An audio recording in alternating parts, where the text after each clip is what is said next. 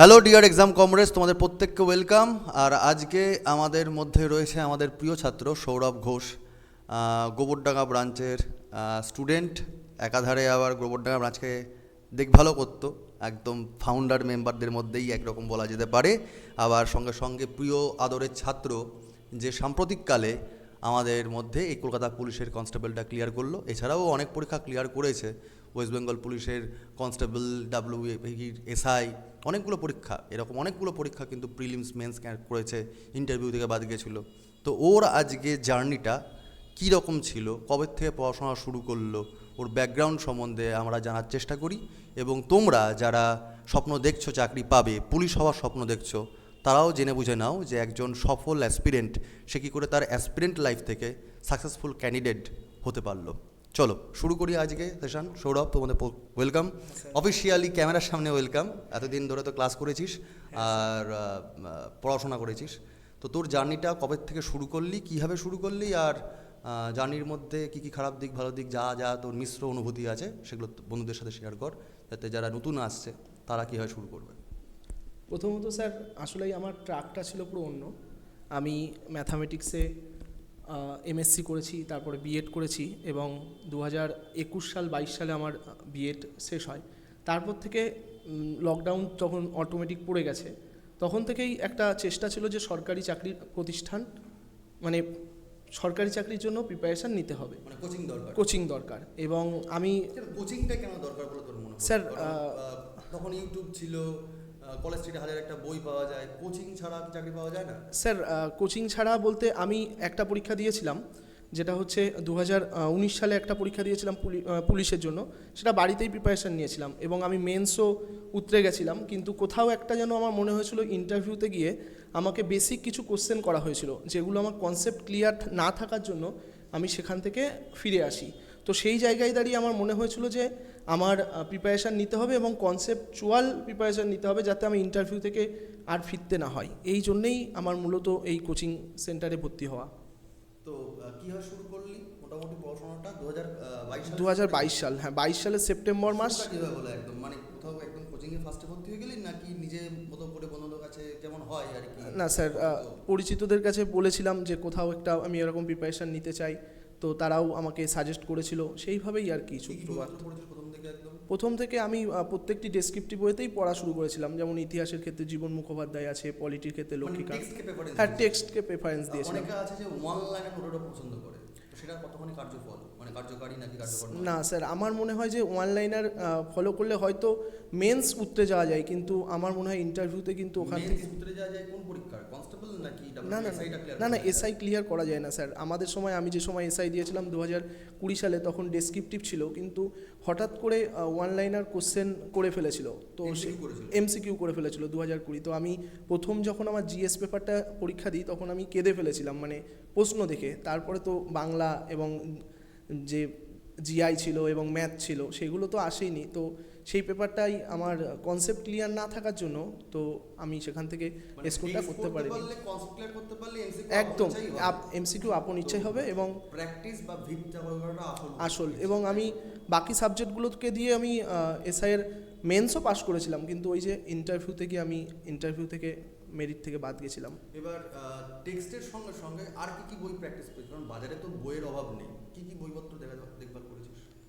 টেক্সটের সাথে সাথে আমি তেমন কোনো বই, হ্যাঁ প্র্যাকটিস সেট বলতে পরীক্ষা দিতাম এই প্রতিদিন, বিভিন্ন অ্যাপ রয়েছে সেখান থেকে, আর আপনার এখান থেকেও যে পরীক্ষার কোশ্চেনগুলো দেওয়া হতো সেখান থেকেও পরীক্ষা দিতাম। বেশ। আর এই যে ধর অনেক সময় তুই মূলত, যেটুকু আমি জানি, যে ম্যাথের স্টুডেন্ট তুই, তো ম্যাথ নিয়ে তুই তো একাডেমিক, অনেকে আছে যারা সায়েন্স বেসের স্টুডেন্ট, যেটা আমরা পড়া থেকে দেখতে পাই, যারা সায়েন্সের স্টুডেন্ট হয় তারা এটা তাদের আত্মদম্ভ থাকে যে ম্যাথ করলেই বুঝি হয়ে গেল, ইংরাজি জিকে পড়ার দরকার নেই, আর জিকে তো শিখতে লাগে না, জিকে তো নোট পড়লেই হয়ে যায়। তো এই কনসেপ্টটা কীরকম, কারণ তুই নিজেও এটা ডিল করেছিস, নাম্বার ওয়ান। আর নাম্বার টু, ম্যাথে অনার্স বা ম্যাথে এমএসসি হোয়াট এভার যাই হোক না কেন, ম্যাথের এই একাডেমিক পড়াশোনার সাথে কম্পিটিটিভ সেক্টরে ম্যাথের কী পার্থক্য আছে, মানে তোর অ্যাপ্রোচ কী ছিল? হ্যাঁ স্যার, এটার একটা মানে বিশাল পার্থক্য, মানে ভীষণ একটা পার্থক্য আমি এসে দেখেছিলাম। কারণ আমি ম্যাথ প্রথমত শর্টকাট ইউজ করতাম না, আমি প্রত্যেকটা ম্যাথ ধরে ধরে করতাম, যেমন এক্স ওয়াই জেড ধরে যেমনভাবে হয় সেরকমভাবে চেষ্টা করতাম। কিন্তু তাতে করে কি হচ্ছে, আমার 25টা ম্যাথ থাকলে আমি 25টা কমপ্লিট করতে পারছি না। এবার যেহেতু আমার জিএস পোর্শনটা ততটা উইক ছিল, মানে মোটামুটি উইক ছিল, সেখানে আমাকে ম্যাথে ফুলফিল 25টা করতে টার্গেট থাকতোই, এবং 25টা না হোক 23টা আমাকে করতে হতো। তার জন্য বেস্ট ওয়েতে আমি কিন্তু ওই ট্রিক্স দিয়ে কিন্তু করতাম, এবং ওইটা কিন্তু স্যার দুটোর মধ্যে পার্থক্য আছেই, মানে অ্যাকাডেমিক আর কম্পিটিটিভের মধ্যে কিন্তু প্রচুর পার্থক্য। তো রেগুলারলি করতে হবে, এবং প্র্যাকটিসটাকে regular each and everyday practice করতে হবে ম্যাথের জন্য। এবং ম্যাথটা যার ভালো থাকবে, আশা করি জিআইটাও সে খুব তাড়াতাড়ি ধরে নিতে পারবে, যেটা আমার ক্ষেত্রে হয়েছিল। জিআইয়ের পিছনে সময়টা একটু অল্প দিতে হয়েছিল। প্র্যাকটিস, হ্যাঁ, প্রতিদিন পরীক্ষা দিতাম, সেটা 15 নম্বরের হোক 10 নম্বরের হোক বা শুরুতে নিশ্চয়ই পরীক্ষা দিতে পারিস, শুধু নিশ্চয়ই শিখেছিস, তারপরে পড়াশোনা করে প্র্যাকটিস করার জন্য। না স্যার, শুরুতে যে চ্যাপ্টারগুলো হয়ে যাচ্ছে সেই চ্যাপ্টারগুলোতে পরীক্ষা দিয়েছি। চ্যাপ্টার ভিত্তিক হ্যাঁ হ্যাঁ, একদম একদম। আগে তো শিখতে হবে, না হলে হ্যাঁ পরীক্ষা দিয়ে হ্যাঁ লাভ তো নেই। অবশ্যই আগে শিখতে হবে। মক দিয়ে দিলেই লাভ আছে? না না না না, তাহলে লাভ স্যার হবে না। আমি মকের অ্যানালিসিসটা তো খুব জরুরি, হ্যাঁ। শুধু তো মক দিলেও হয় না, মকের একটা অ্যানালিসিসটাও খুব জরুরি হয়ে যায়। এবার সব থেকে যেটা বিদিকের চিকিৎসা হিসাবে সেটা হচ্ছে জিকে, কারণ জিকে নিয়ে লোকজন একদমই ভয় পায় না। আবার সব থেকে পরীক্ষা হলে ওই ইকিনমিকি চামচিকে কেটে আসে, ঠিক আছে, সব থেকে ভয়ের জায়গা ওটাও। কারণ তুই ম্যাথ করে আসিস, কারণ যারা সায়েন্স বেস তাদের কিন্তু একটা ম্যাথ পারি, কিন্তু তাদের তো একটা নেগেটিভ সাইডও আছে, কারণ জিকেতে তারা নেগেটিভ খেয়ে বাদ চলে যায়, এই দৌড় থেকে, ইঁদুর দৌড় থেকে বাদ চলে যায়। তো সেখানে তো জিকে এই যে ইতিহাস, ভূগোল, constitution, economy, science, traditional GK, current affairs, এতগুলো জিকে সাবজেক্ট, সেটা তুই করে ডিল করেছিস। আর একটা তোর পরীক্ষা কনস্টেবল, যেটা তুই ক্লিয়ার করেছিস, এবং ডাব্লিউবি এসপিএ এসআইটাও তুই ক্লিয়ার করেছিলিস, মেন্স ক্লিয়ার করেছিলিস। তো এই যে ক্লিয়ার করলি, দুটো পরীক্ষার ধরন নিশ্চয়ই এক নয়। তো এই জিকে সেখানে কতখানি ভারী, কি একটা পরীক্ষার জন্য কীরকম মানে ট্রেন্ডে পড়া উচিত, নাকি বেসিক্যালি প্রত্যেকের মিনিমাম সমস্ত পড়াশোনা করে নিয়ে তারপরে পরীক্ষামুখী পড়াশোনা করতে হয়? সেটা তোর কি মতবাদ, মানে তুই কী করে অ্যাপ্রোচে এগিয়েছিস? স্যার, আমার কখনোই টার্গেট ছিল না যে আমার ডব্লিউবিপি পেতে হবে বা কেপি পেতে হবে বা এসআই পেতে হবে। আমি টোটালি ডব্লিউবিসিএস এর জন্যই আর কি প্রিপারেশনটা নিতে শুরু করি। কারণ আমার হাতে, আমি জানতাম আমার হাতে সময় খুব অল্প, কারণ আমি জেনারেল, আমাকে তাড়াতাড়ি চাকরিটা পেতে হবে, আমি হয়তো 2 বছর বা 3 বছর আমি টাইম পাবো। তো সেক্ষেত্রে আমি প্রিপারেশনটাকে ডব্লিউবিসিএস ওরিয়েন্টেডই নেওয়ার চেষ্টা করি, এবং তার মধ্যেই আমি দেখেছি যে যদি ওইভাবে পড়া হয়, কনসেপ্ট ক্লিয়ার করা হয়, তাহলে ডব্লিউবিপি, কেপি এগুলো সমস্তটাই ওভার হয়ে যায়। এবার কি হচ্ছে, এবার এসআইয়ের যখন মেন্স হবে, মেন্সের জন্য বেঙ্গলি আর ইংলিশটা ডেসক্রিপটিভ হয়, সেটা একটু লিখতে হয়। তো তার জন্য কি করতাম, প্রিলিমস হয়ে যাওয়ার পর আমি টোটালি আর কি প্রিপারেশান নিতাম তার জন্য, এবং সেটা ওই বিভিন্ন প্র্যাকটিস সেট নিতাম, এবং পিকেদের সরকারটা ফলো করতাম, তো ওখান থেকে হয়ে যেত। এই হচ্ছে প্রিপারেশান স্ট্র্যাটেজি। বেশ। জিকের এমসিকিউ প্র্যাকটিস করেছিস কখনো? এমসিকিউ পরীক্ষা দিতাম আর ডেসক্রিপটিভ বই পড়তাম। বেশ। জিকে শেখার দরকার আছে? অবশ্যই স্যার, কারণ আমি এটা ভালোভাবে বুঝতে পেরেছি। আমি যখন ইন্টারভিউ দিতে গেছিলাম, তখন আমি ওয়্যারলেস অপারেটরের ইন্টারভিউ দিতে গেছিলাম, তো আমি ভেবেছিলাম আমাকে সায়েন্স থেকে জিজ্ঞেস করবে, কিন্তু আমাকে নদী সম্পর্কে জিজ্ঞেস করেছিল, এবং সেক্ষেত্রে আমি খুব মানে, যদি আমি আপনার মানে আপনি যেভাবে নদী পড়ান, ম্যাপটা যদি আমার মনে না থাকতো তাহলে আমি বলতে পারতাম না। তো যাই হোক, মাইন্ড ম্যাপ করা তো শুধু নদী কেন, সেটা তো না, আমি বলছি কনসেপ্ট ক্লিয়ার না থাকলে, আমি ভারতের দীর্ঘতম নদী হয়তো জানি, তার বাম তীর ডান তীরের উপনদীও জানি, কিন্তু তারপরের থেকে যখন আরেকটা কাউন্টার কোশ্চেন আসবে, কারণ ওখানে স্যার কাউন্টার করবেই, আমাকে সিচুয়েশান করবেই এটা। বেশ। তাহলে এই যে চাকরি এখন পেয়ে গেলি, চাকরি যখন পাসনি, এখনও চাকরি তুই জয়েন করিসনি, হ্যাঁ স্যার, এই ট্রানজিশনটা, এখন তো ট্রানজিশন পিরিয়ডে রয়েছিস, যে একদিকে তো চাকরি অনেকে হচ্ছে না, যখন স্যার তুই নিজেও অনেকদিন ফার্স্টেশনে ছিলিস যে স্যার বারবার করে ইন্টারভিউতে এবার চলে যাচ্ছি, কী হবে, সেই ট্রানজিশনটা তুই বললি। আচ্ছা, তুই তো যতদূর জানি আমি, তুই বিএড করার লোক। হ্যাঁ স্যার, ঠিক আছে, এবং এটা নিয়েও আমি জানি, বন্ধুদেরকে বলে রাখি যে এরকম বহু লোকজন আছে যারা বিএড পাস করো এবং তারপরে শুধুমাত্র স্কুলের জন্যই মুখী হয়ে এখনও পর্যন্ত বসে রয়েছে। আমি জানি তোমরা বিএডটা করেছো স্কুল সার্ভিসে জয়েন করার জন্যই, কিন্তু সময়োচিত সিদ্ধান্ত নিতে না পারলেও জীবনে কিন্তু তাদের অনেক সময় নষ্ট হয়ে যাবে। তো এই যে সামনে এতগুলো পরীক্ষা, দেখো গ্রাম পঞ্চায়েত কিংবা পিএসসির ক্লার্কশিপ, মিসলিনিয়াস, কয়েকদিনের মধ্যে এই যে ফুড এসআইয়ের পরীক্ষাটা হয়ে যাচ্ছে, তো এই পরীক্ষাগুলো সঙ্গে সঙ্গে এমটিএস স্তরের পরীক্ষা, এইচএস লেভেল, সিজিএল, ডাব্লিউবিসিএস পরীক্ষা দেরি হোক পরে হোক বছরে কিন্তু একটা করে হচ্ছেই, এবং রিক্রুটমেন্টও 3 বছরের মধ্যে হয়ে যাচ্ছে এই গ্রুপ বি গ্রুপের। ঠিক আছে, তো সুতরাং এতগুলো পরীক্ষার পরও বেশ কিছু ছেলে মেয়ে বিএডের দিক তো করবেই, তারা স্কুল সার্ভিসে তাদের তো ইচ্ছা আছে, টিচার হওয়ার তাদের স্বপ্ন আছে, সমস্যা নেই। তোরও এরকম স্বপ্ন ছিল কি টিচার হওয়ার? হ্যাঁ স্যার, আমি টিচার হওয়ারই স্বপ্ন ছিল। তাহলে ডাব্লিউবিসিএস এর পড়াশোনা শুরু করলি কেন? স্যার নাকি চাকরি পেতে হবে কোনো অপশন নেই তাই জন্য? স্যার সেটা বড় কথা না, বড় কথা হচ্ছে লকডাউনে এসে তখন যে পরিস্থিতিটা তৈরি হয়েছিল তাতে মনে হয়েছিল যে একটা গভর্নমেন্ট জব আমার দরকার। এবং আমি স্যার ছোট থেকে ফুটবল খেলতে খুব পছন্দ করি এবং আমার হবি ফুটবল খেলা, তো আমি দৌড়াতে পারতাম, কিন্তু কখনো পুলিশের যে আমাকে পুলিশের চাকরি করতে হবে বা পুলিশ হতে হবে এরকম কোনো ব্যাপার ছিল না। তো আমি ওই জন্য পুলিশের পরীক্ষা দিতামও না, কিন্তু আমি 2020 সালে আমি মানে প্রথম ফর্ম ফিল আপ করি, যেহেতু টিচারের লাইন আপনি বুঝতেই পারছেন লাস্ট কত বছর এসএসসি হয়নি, সেখান থেকে দাঁড়িয়ে আমি ভেবেছিলাম যে আমার হাতে 2 বছর টাইম আছে, তার মধ্যে আমাকে পুলিশে এই বিএড করার নিয়ত তোর ইন্টারভিউতে ক্রস কোশ্চেন এসেছে। হ্যাঁ স্যার, আমি প্রথম প্রথমবার স্যার আমি ভুল করে বলেছি, কারণ স্যার আমার যেটা ভালো লাগা টিচার হওয়া, তো সেখান থেকে তো আমি সেটাকে লুকাইনি। যদি পরবর্তীকালে কোনোদিন এই এসএসসি শুরু হয়ে যায় স্কুল সার্ভিস কমিশন, তখন কি আবার এদিকে আসবে পরীক্ষা দেওয়ার জন্য? স্যার হ্যাঁ, একটা তো চেষ্টা করবোই স্যার। নাকি উর্দি বেশি করে ডাকছে এখন? স্যার উর্দি ডাকছে, উর্দি মানে ডব্লিউবিপিএসআই হওয়ার তো ইচ্ছা আছে, এসআই মানে কেপিএসআই। ডব্লিউবিপিএসটা অবশ্যই স্যার, ওটা স্বপ্ন দেখেছি, দেখা যাক স্যার কবে ফুলফিল হয়, চেষ্টা করবো স্যার শেষ দিন পর্যন্ত। বেশ, সে তো নয় একটা গেল। কিবার কথা হচ্ছে যে তুই মানে রুটিন মানা দরকার কি দরকার না, যেটা সবসময় আমরা বলে আসি যে রুটিনের বাইরে বেরোনো উচিত নয়, রুটিন মানা বাইরে।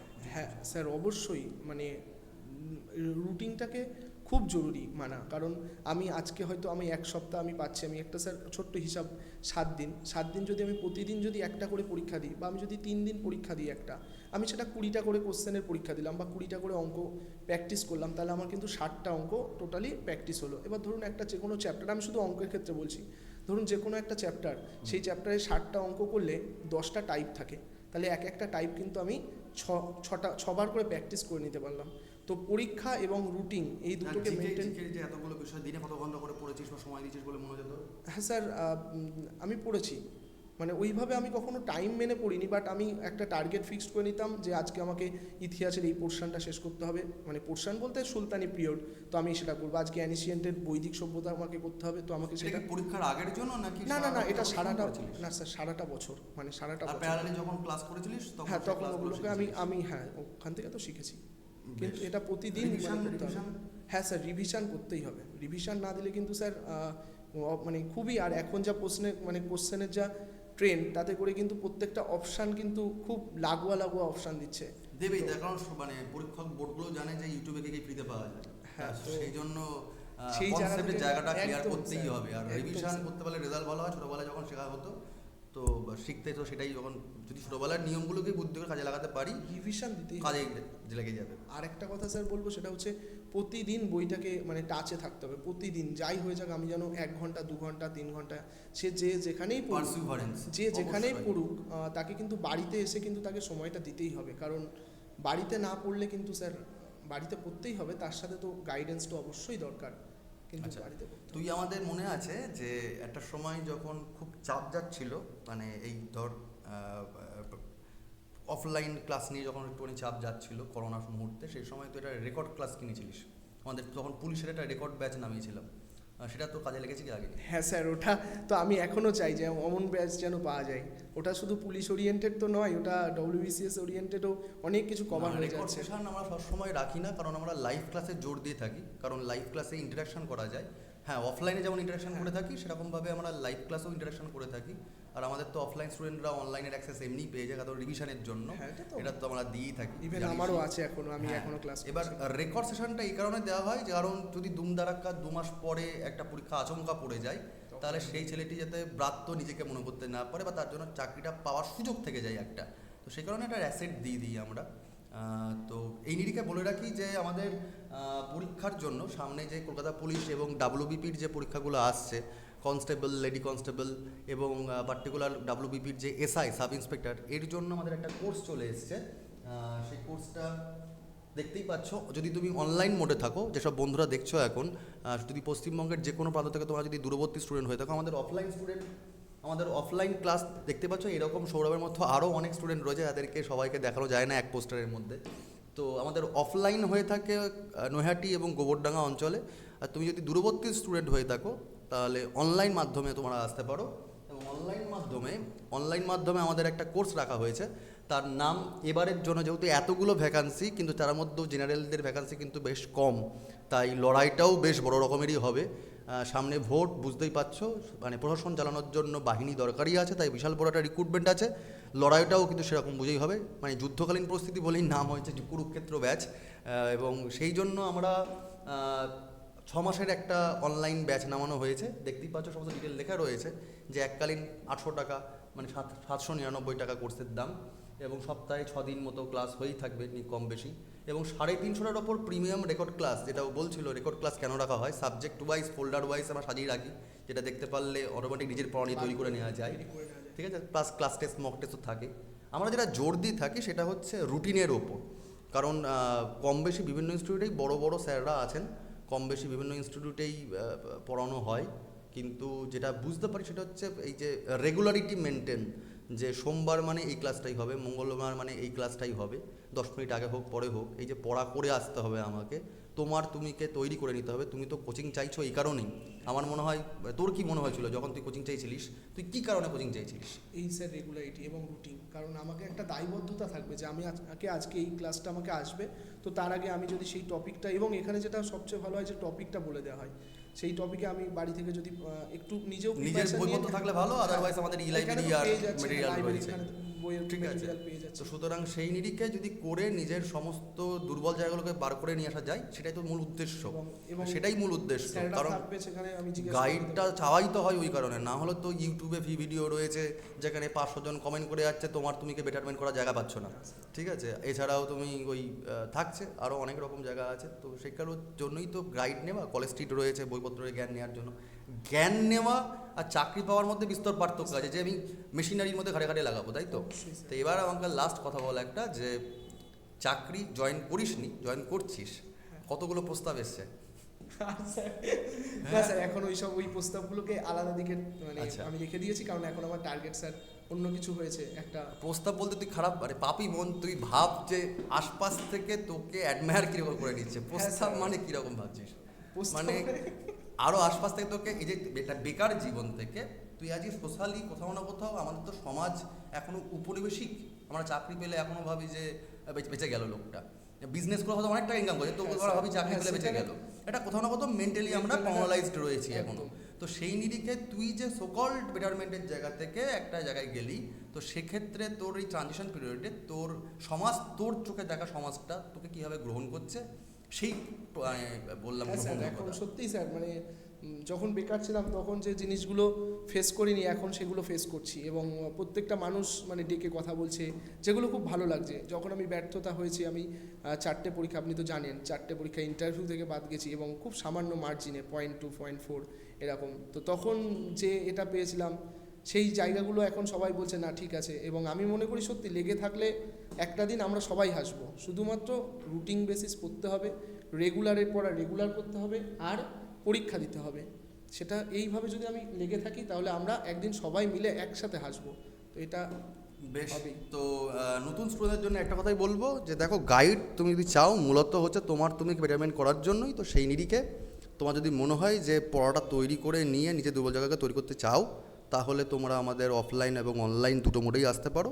আমাদের অফলাইন ব্রাঞ্চ নৈহাটি এবং গোবরডাঙ্গা অঞ্চল, আর অনলাইন ব্যাচ আমাদের হচ্ছে কুরুক্ষেত্র। এটা যেহেতু ফুড এসআই চলছে, এরপরেই আমরা এপ্রিল থেকে শুরু করে দেব অফলাইন এবং অনলাইন ব্যাচ।